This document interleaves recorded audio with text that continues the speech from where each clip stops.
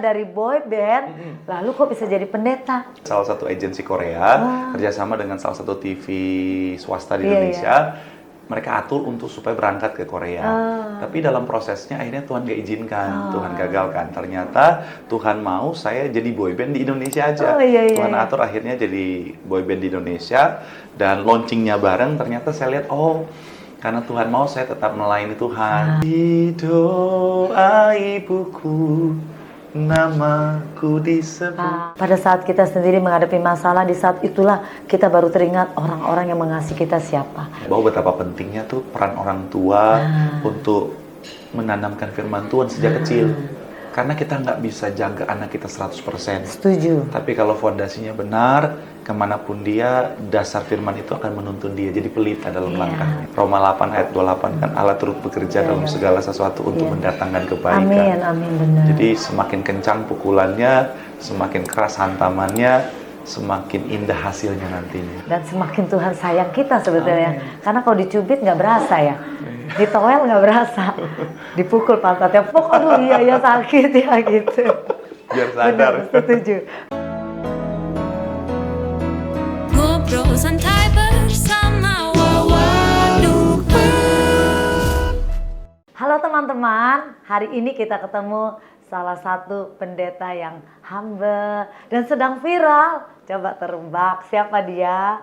Iya benar, pendeta Steve Marcel. Halo, Ibu pendeta Wawa. Marcel, apa Apa kabar? kabar? Puji Tuhan, Ibu Puji Wawa, Tuhan, sehat ya? sehat ya? Puji Tuhan, Mantap, Ibu. bersinar terus dan selalu bercahaya, selalu pakai senyum. Ada hidung, ada mulut, senyum. Berkat lampu, Ibu. Berkat lampu.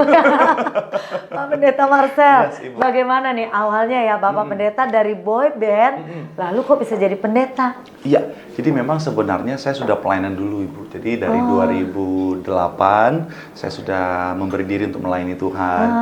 Dalam prosesnya ya pelayanan tetapi juga berkarir di dunia entertain. Berbarengan. Iya betul, dan akhirnya ada proses di mana terjun sebenarnya mau berangkat ke Korea, jadi ada ini beneran nih? betul iya, jadi sebenarnya ada salah satu agensi Korea kerjasama dengan salah satu TV swasta di Indonesia. Mereka atur untuk supaya berangkat ke Korea. Tapi dalam prosesnya akhirnya Tuhan gak izinkan, Tuhan gagalkan. Ternyata Tuhan mau saya jadi boyband di Indonesia aja. Tuhan atur akhirnya jadi boyband di Indonesia. Dan launchingnya bareng ternyata saya lihat, oh karena Tuhan mau saya tetap melayani Tuhan, tidak meninggalkan panggilan Tuhan. Dan memang akhirnya dalam prosesnya, kenapa mungkin Ibu nanya kok akhirnya lebih fokus ke pelayanannya. Karena itu tadi, ketika saya menjalani dua-duanya, waktu itu saya belum jadi pendeta. Jadi dulu saya jadi worship leader sekaligus jadi boyband. Dan itu dua-duanya nyanyi di depan banyak orang, di panggung. Tapi saya merasakan damai sejahtera yang berbeda, Ibu. Jadi ketika saya di panggung, ya mungkin orang meneriaki saya dan lain sebagainya. Tapi ketika di mimbar as a worship leader, saya merasakan damai sejahtera sukacita yang saya nggak dapatkan di luar sana. Ada sesuatu yang berbeda. Sehingga setiap hari panggilan itu semakin kencang ya Pak Pendeta. Betul. Dan nggak pernah kepikiran jadi pendeta, tapi dalam prosesnya akhirnya gembala sidang yang sudah seperti orang tua sendiri mempercayakan terus, bahkan dapat beasiswa. Dan akhirnya ya seperti saya hari ini, Ibu. Full support ya. Puji Tuhan, dengan puji Tuhan. seorang pendeta Marcel ya, yang tadinya biasa-biasa aja seperti saya dan kita jemaat, tapi Bapak Pendeta beliau melihat ada satu potensi ya dan panggilan Tuhan yang utama itu dalam diri Pendeta Marcel. Amin. Ya, dan Bapak meresponi juga. Kalau Bapak tidak meresponi, tidak jadi seperti sekarang. Betul. Seperti pembahasan kita tadi, berkat sudah Tuhan sediakan, janji Tuhan sudah Tuhan sediakan, tapi ada bagian kita yang harus kita kerjakan. Betul. Jadi kita harus meresponi apa yang Tuhan mau, tapi cara Tuhan tuh kadang-kadang beda-beda ya. Pak Pendeta ya kayak Bapak Pendeta sekarang, rasanya nggak mungkin deh kalau mikir-mikir seorang boyband. Sekarang malah bisa jadi sesuatu yang berdampak ya. Amin. Iya, kita doakan bahwa pendeta terus menjadi berkat. Nah, Pak Pendeta Marcel, saya dengar tuh Pak Pendeta dulu mengalami masa-masa kelam, ada kan? Ya, proses hidup selalu bisa menjadi pemenang tuh bagaimana caranya? Sehingga Bapak Pendeta benar-benar hari demi hari seperti sekarang terus mengikuti maunya Tuhan. Ya. Kalau ditanya bagaimana menjadi pemenang dalam proses yang tidak mudah, jadi saya kembali lagi kepada bagaimana orang tua saya menanamkan firman Tuhan. dan- Jadi memang fondasi yang benar akhirnya menjadi salah satu kunci akhirnya kenapa saya boleh akhirnya bisa kembali, bisa kuat. Kenapa? Karena di saat saya dalam kegelapan, saya tahu kemana harus kembali. Iya, iya. Dan di dalam keadaan yang sangat sulit, saya tahu bahwa ada Tuhan yang senantiasa menyertai saya. Dan sekalipun kata dunia no hope, tapi dalam Tuhan selalu ada pengharapan. Amin. Jadi akhirnya itu tadi, karena fondasinya firman, fondasinya dalam Tuhan, jadi bersama dengan Tuhan saya bisa melewati semua Iya, masalah semuanya. tantangan itu. Jadi menurut Pak Pendeta, sebetulnya Tuhan tuh sayang semua umat. Yes. Tergantung respon. Kedua, supporting sistem keluarga ya Pak. Ya. Nah, maksud Pak Pendeta, apapun keluarga kita, mereka sebetulnya punya cinta kasih. Iya. Tapi karena kita meresponnya udah jelek, jadi di benak kita, oh, cerewet dan sebagainya Pak Pendeta ya. Sebetulnya mereka sayang udah sama kita. Dan bisa kita lihat bahwa betapa pentingnya tuh peran orang tua untuk menanamkan firman Tuhan sejak kecil. Karena kita nggak bisa jaga anak kita 100%. Setuju. Tapi kalau fondasinya benar, kemanapun dia, dasar firman itu akan menuntun dia jadi pelita dalam Iya, langkahnya. berarti itu investasi seumur hidup firman Tuhan ya Pak Pendeta. Makanya anak-anak dari kecil bawalah sekolah minggu, mereka akan ingat seumur hidup mereka apa yang sudah ditabur oleh guru-gurunya gitu ya. Termasuk Pak Pendeta juga ya, suka bercerita sepertinya kayak cerita apa maksudnya cerita firman tapi caranya seperti guru sekolah minggu Bapak nyampaikan seperti tadi Daud dan Goliat ya. Betul, makanya Ibu juga kan tetap setia melayani, salah satunya membimbing anak-anak sekolah minggu Iya, Ibu. saya ya. masih belajar terus Semangat Pak terus Pendeta. Ibu. Sampai nanti Tuhan datang kedua kali. Amin, haleluya. Ya Pak Pendeta, masa kelam itu pasti Tuhan izinkan ya, supaya kita naik kelas. Nah, masa kelam Bapak sama saya pasti beda. Nah, mungkin Bapak bisa bagi cerita inspiratif hidup Bapak sampai Bapak bisa di ujung saat ini jadi pemenang. Ya, itu tadi ya seperti yang kita bilang bahwa memang masa kelam kayaknya bukan cuma kelam tapi gelap banget Ibu. Oh, yang bener Pak Pendeta, Iya. nggak ada boklapnya ya? Bener-bener Gelap. ada tapi gelap gelip Ibu. Oh, gelap gelip. Iya. Jadi Iya, iya, waktu itu kan karena nyampe ke Jakarta mikirnya apa sih profesi yang paling sesuai Iya.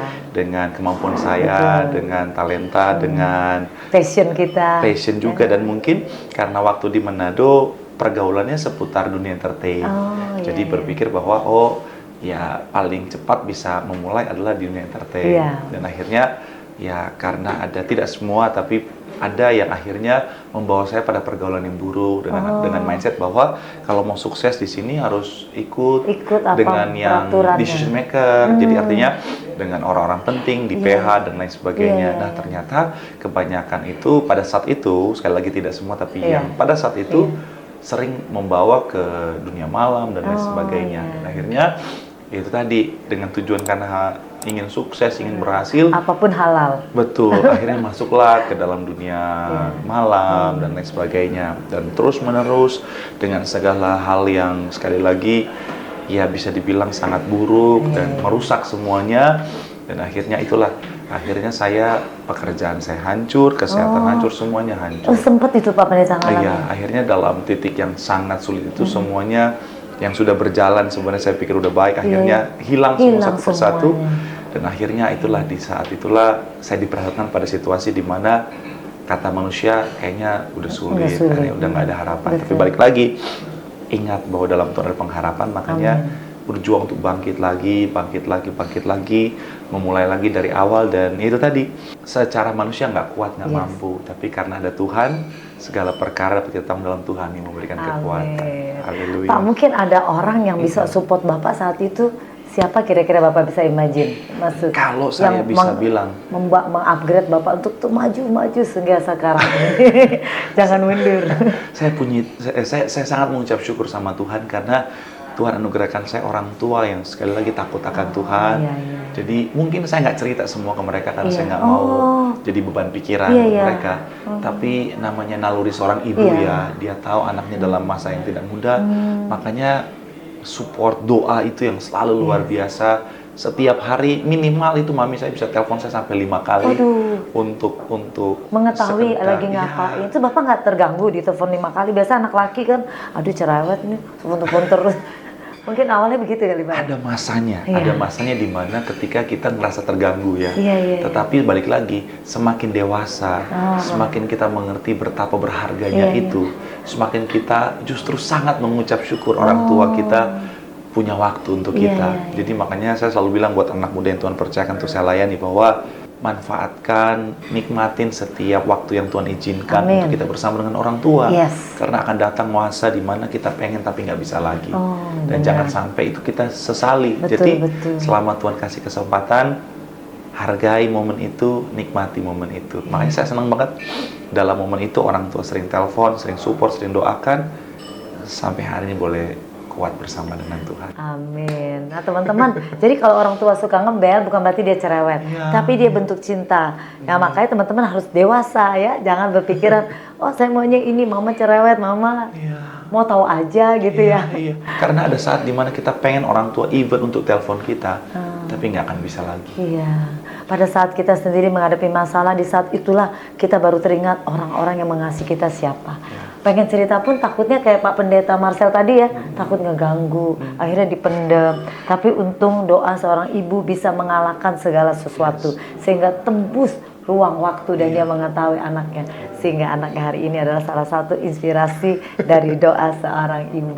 Seperti ada lagunya Pak Pendeta Marcel, ingat nggak lagunya apa? Di doa ibuku, namaku disebut. Ah, teman-teman ya, selalu orang tua kita secerewet-cerewetnya dia sangat mengasihi anak-anaknya. Iya. Tidak ada cinta dari seorang wanita yang paling tulus selain dari cinta seorang ibu kepada anaknya. Ibu lagi-lagi ibu ya, teman-teman. Nah, tadi kan Pak Pendeta bilang pada saat mengalami suatu titik yang kelam, kan Pak Pendeta akhirnya mengingat bahwa kasih ibu, terutama ya kasih orang tua dan keluarga ya, yang mengasihi Bapak. Nah, selain itu kasih Tuhan itu yang Bapak ngalami dari mana? Jadi pada saat terpuruk itu, akhirnya saya memberi diri saya untuk dibaptis, Oh. untuk hidup baru bersama dengan Tuhan. Dan ketika saya di kolam baptisan itulah, saya diajak untuk melayani Tuhan. Dan ternyata di kolam itu ada salah satu pelayan Tuhan itu satu kampung dengan saya yang kenal saya.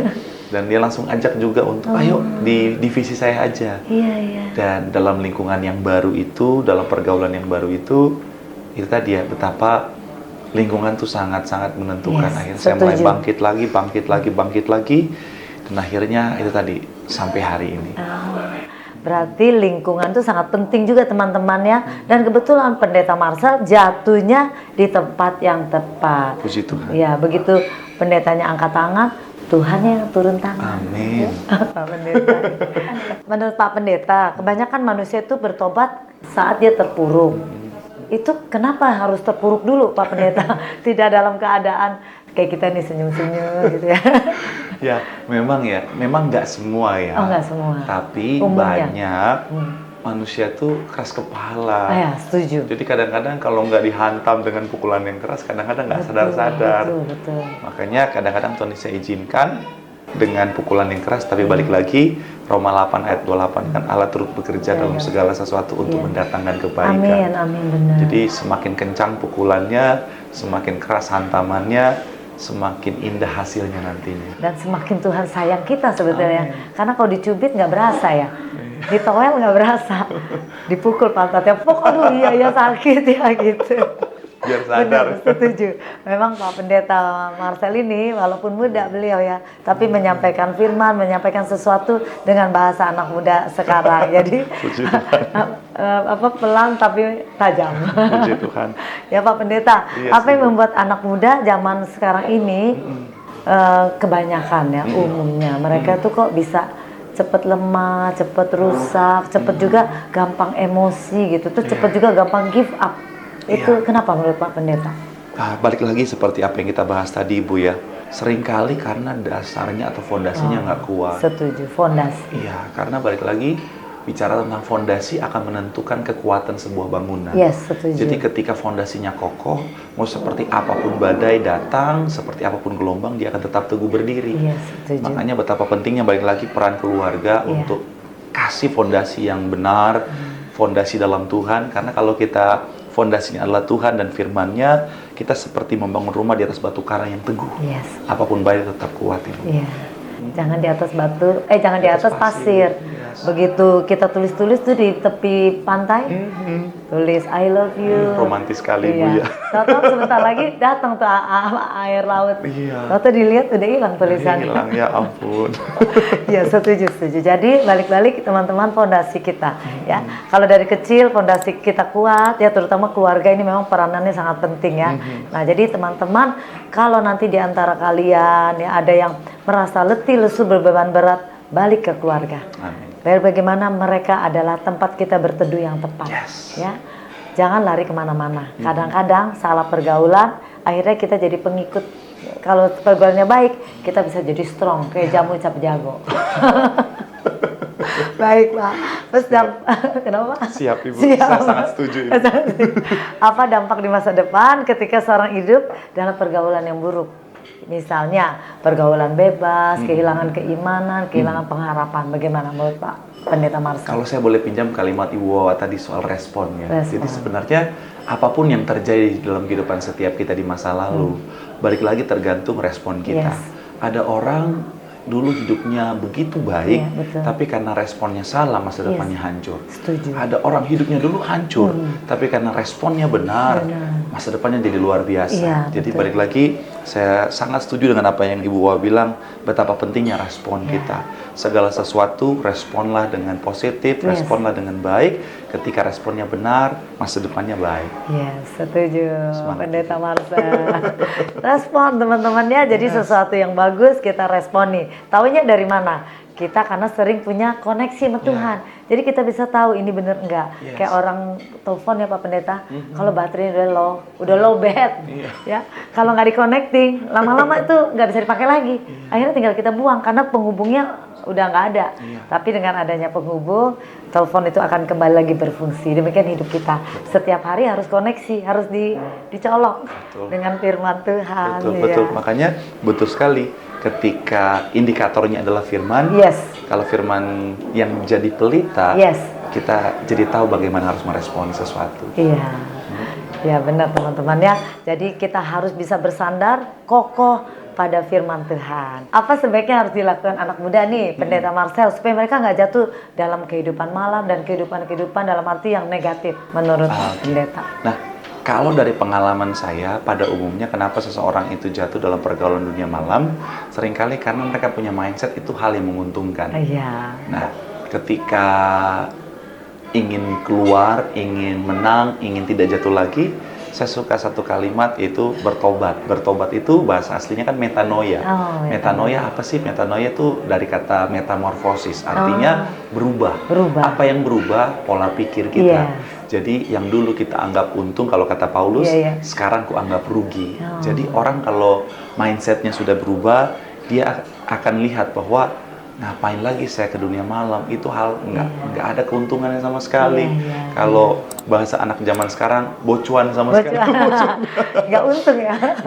nggak ada benefitnya sama Iya, iya, sekali. iya. Jadi buat apa? Jadi dengan pola pikir yang benar, mindset yang benar, sesuatu itu akhirnya sudah tidak menguntungkan. Biasanya orang akan cenderung untuk tidak lakukan lagi. Iya. Nah, dan kemudian tentunya harus didukung dengan pergaulan yang baik. Yes. Karena siapa kita ditentukan oleh dengan siapa kita bergaul. Setuju. Kadang kita udah berpikir itu tidak menguntungkan, tapi karena pergaulan kita salah, pola pikir teman-teman kita yang salah itu akhirnya menginfluence pikiran kita. Akhirnya sesuatu yang sudah kita sadari tidak menguntungkan, kita pikirkan menguntungkan lagi, jatuh lagi. Jadi mindsetnya benar, pergaulannya benar, harusnya tidak akan Hasilnya jatuh juga lagi. pasti benar. Yes, Iya. betul, Ibu. Jadi pergaulan buruk bisa merusak kebiasaan baik. Yes. Masih dijaga benar itu ya Pak Pendeta.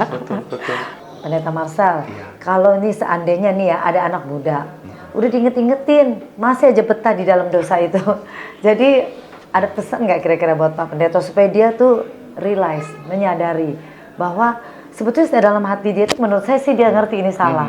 Tapi tadi karena di zona aman, Ya. dan dia tidak kayaknya kalau mau keluar itu ya gimana ya gitu kayak susah. Nah, supaya dia keluar dari zona itu dan dia bisa mengerti kebaikan Tuhan tuh bagaimana? Yes. Mungkin ada pesan. Oke, buat anak-anak muda, pesan saya, Tuhan sangat mengasihimu, Tuhan menantimu dengan tangan terbuka. Amin. Seperti apapun keadaanmu hari ini, datang sama Tuhan, Tuhan menerima kita apa adanya. Amin. Walaupun dosamu merah seperti kermisi, Yes. sanggup Tuhan ubahkan jadi putih seperti salju. Jadi cepatlah kembali, karena sekali lagi, mumpung masih ada kesempatan, cepat kembali. Karena kita nggak pernah tahu kapan waktu kita. Selama masih bisa, selama masih ada kesempatan, cepat kembali. Karena keselamatan yang sudah Tuhan sediakan, pemulihan yang sudah Tuhan sediakan, menanti setiap kita. Amin. God bless you. Nah, teman-teman, ambil langkah maju, ya, jangan mundur lagi. Hanya orang bijak yang bisa menghargai waktunya dan selalu berjalan ke depan dan tidak melihat ke belakang. Amin. Pak Pendeta Marcel, terima kasih banyak untuk waktunya. Sama-sama, Ya, Ibu kita Wawa. bisa memberikan sesuatu supporting buat orang-orang yang membutuhkan. Ya, kasih sayang Tuhan dan mengingat kembali bagaimana cinta mula-mula Tuhan memanggil kita. Sampai ketemu lagi teman-teman. Saya pamit mundur bersama Pendeta Marcel, Pendeta Marcel. bersama Ibu Wawa terkasih. Iya. Terima kasih. Sampai ketemu lagi di Obrol Santai bersama Wawa Lukman, karena kita memiliki iman, pengharapan, dan kasih. Iman, pengharapan, dan kasih.